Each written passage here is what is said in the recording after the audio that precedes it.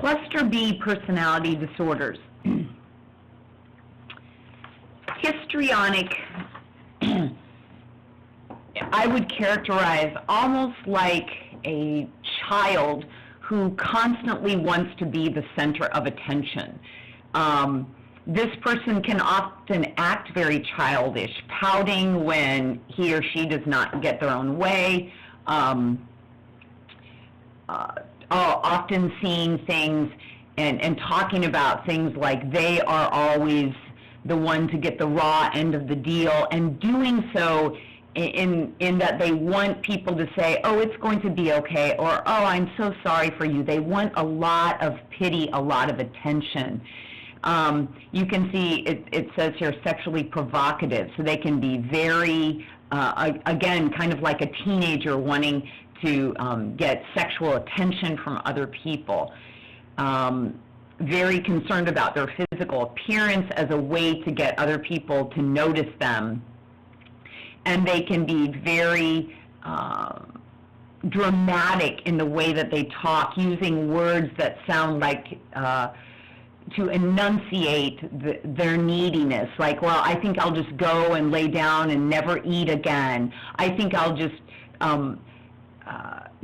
lock myself in the room and never do anything again. These very extreme things that tries to get people's attention.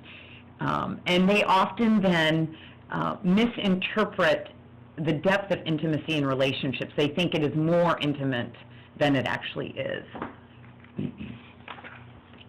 Narcissistic personality disorder is those who think that the world revolves around them. They are the reason that everything else exists.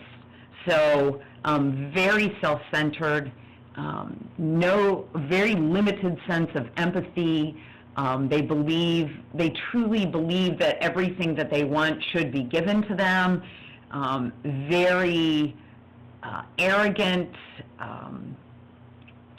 They believe that they have lots of special qualities, so their self-aggrandizement, which is about building themselves up, they think is warranted because they believe that they have all these special qualities. Very difficult people to work with. Borderline personality disorder is someone who emotions drive everything that he or she does. Most of the time it is female. So that you see down here about the sixth symptom down says affective instability. And you want to think of it like a 2-year-old that your feelings define who you are. It sounds a little bit like neuroticism. And so this is neuroticism on steroids. They are very, they don't have good attachment with other people, and so they are always they want relationships to fill them, but they fear that other people will leave them, and so anytime they have some kind of inkling that maybe the other people aren't meeting their needs, they often end up, they love you or they hate you. And so they have these very intense but unstable relationships. They also do not have a good sense of who they are as an individual. So their behaviors can look very different in different contexts depending who they're around. And they engage in very high-risk activity, sexual escapades, substance abuse, driving in very dangerous ways, just things that are very, very risky. They show a lot of anger that can come almost out of nowhere, again, because internally they're thinking, people aren't treating me right or I'm going to be abandoned. And there can even be times that what looks like psychotic features, this at the bottom, this stress-related paranoid ideation and dissociation, where they're not really aware of what they're doing, or they're very, very suspicious of other people, where it can almost look like a psychotic break. These are very difficult people to work with. I'm saying that with all these. Antisocial personality disorder is someone, if you think of narcissism and put it even like 3 steps more intense. So these are people that they aren't as much self-centered as they really don't care about anyone else. They're going to do what they want to do. Everything is against societal expectation. There's no compassion for other people. They engage in, they are destructive to property, to people, and are very, have limited control of their anger and their impulsiveness. Cluster C, as I said, that's the one that's characterized by a lot of anxiety, a lot of fear. So these in some ways are less intense than the other groupings, but probably have more personal, or I'm sorry, are those who would probably suffer more alone than the other personality disorders to this point.